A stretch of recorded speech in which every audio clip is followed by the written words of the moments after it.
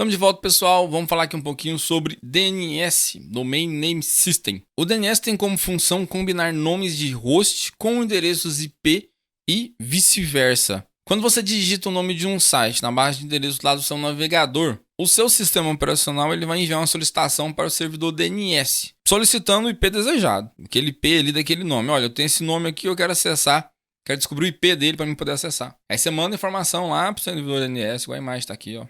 Passo 1, manda lá para o servidor DNS. O servidor DNS, bom, existe vários tipos de servidor DNS, a gente não vai entrar nessa seara aqui. Mas o servidor DNS, ele pode ter essa resposta ou ele tem que fazer uma consulta a outro tipo de servidor DNS. Enfim, ele vai, faz a consulta lá, retorna, descobre qual que é o IP, né, com o servidor responsável ali, e ele retorna para o cliente ali o IP, e aí o cliente faz o acesso para aquele servidor, né? O responsável ali por aquele IP. O DNS também pode fazer o trabalho inverso, que pode ser utilizado até certo ponto para identificar se um sistema foi comprometido.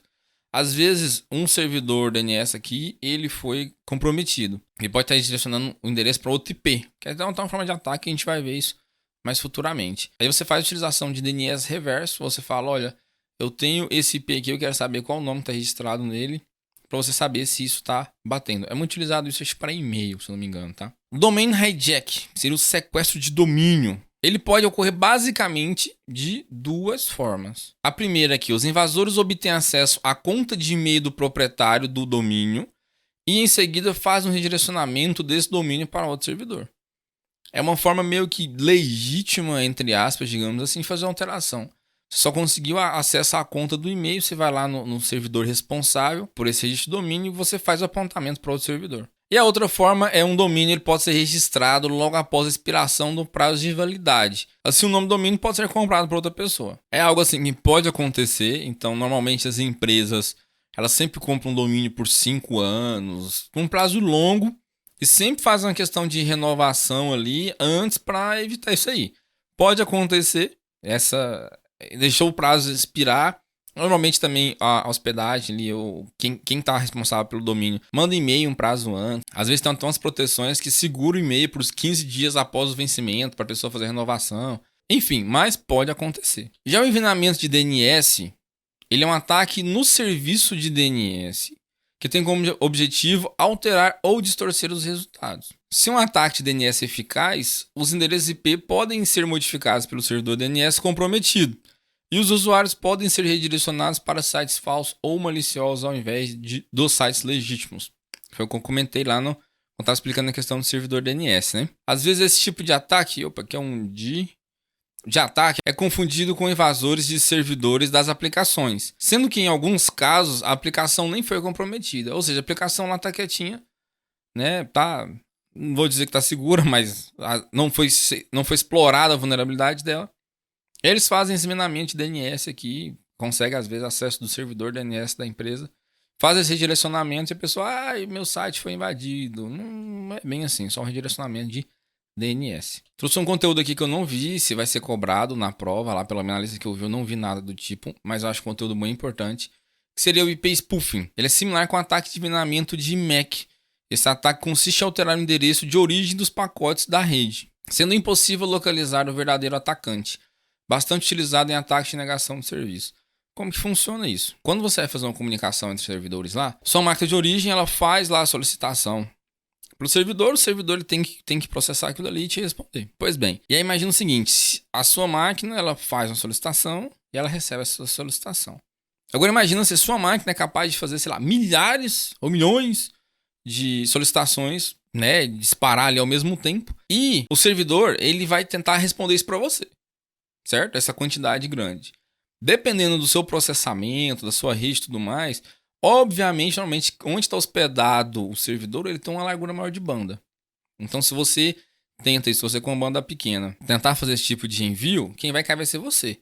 Porque você vai mandar aqui tanta informação e o servidor vai responder tudo de uma vez. E a sua banda vai lotar e você vai cair. Só que o que acontece? Se você alterar o endereço de origem, em vez de você colocar o seu IP, você começa a colocar IP aleatório. O servidor vai começar a receber aquele monte de informação, vai começar a abrir um monte de conexão para responder para esses IPs. E esses IPs não abriram conexão nenhuma. Então, até essa conexão chegar lá e não ter resposta, ou ela ser dropada, vai gastar um certo tempo. E o servidor gastando recursos com isso. E aí é onde acontece normalmente o ataque aqui de negação de serviço, né? Você usa esse IP spoofing aqui para alterar esses IPs. O IP é seu de origem, coloca IP aleatório e manda informação para um servidor para fazer o ataque.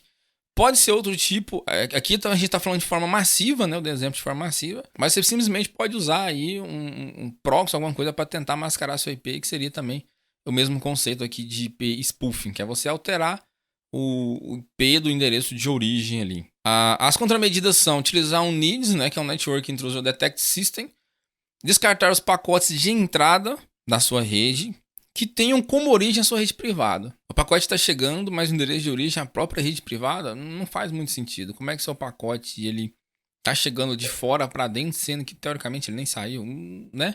Bloqueia isso daí. Descartar os pacotes de saída que tem origem fora da sua rede privada. No mesmo sentido do tópico anterior aqui, só que de forma inversa, né? Ao invés de entrar, tá saindo.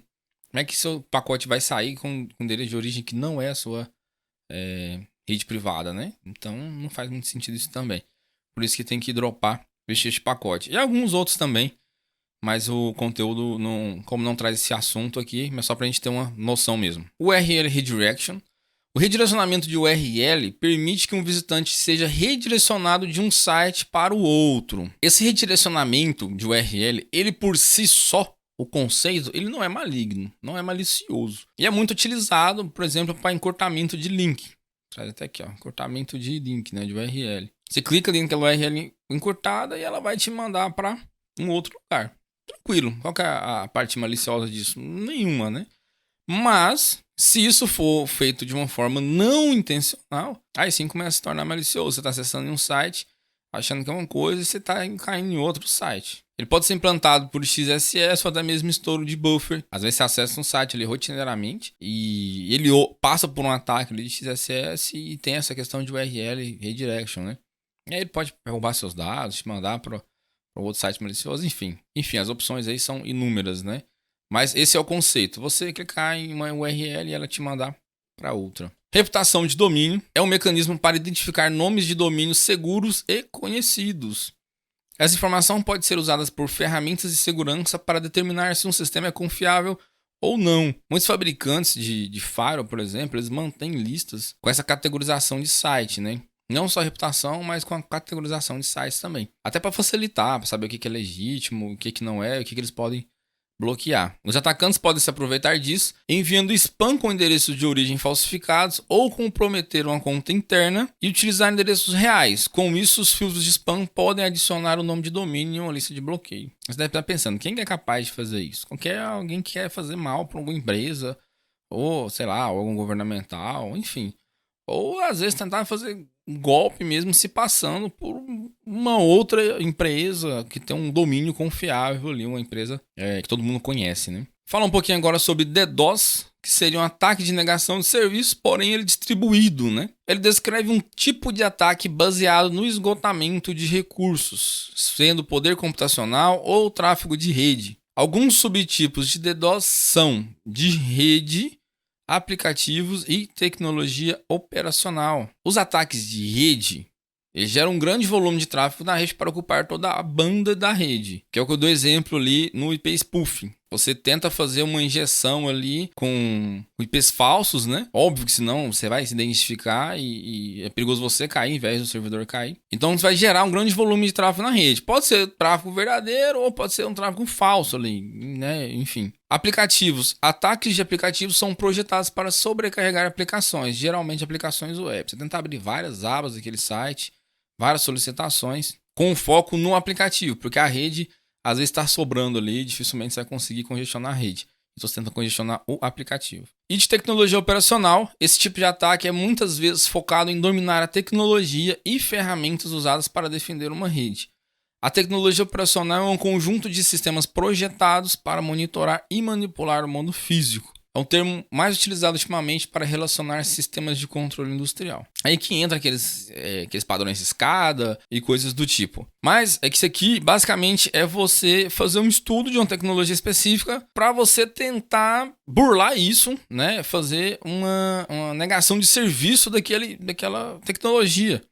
Pode ser uma tecnologia de monitoramento, até mesmo de CFTV, ou uma tecnologia de monitoramento de área geográfica, enfim, são N fatores aí em que entram nessa parte de tecnologia operacional. Mas basicamente é você dominar uma tecnologia ali específica, provavelmente você tem que estudar um pouquinho sobre isso daí, para poder realizar esse tipo de negação de serviço. Bom, essa aula chega por aqui. Na próxima aula a gente vai falar um pouquinho sobre códigos maliciosos e script. Valeu, pessoal. Forte abraço.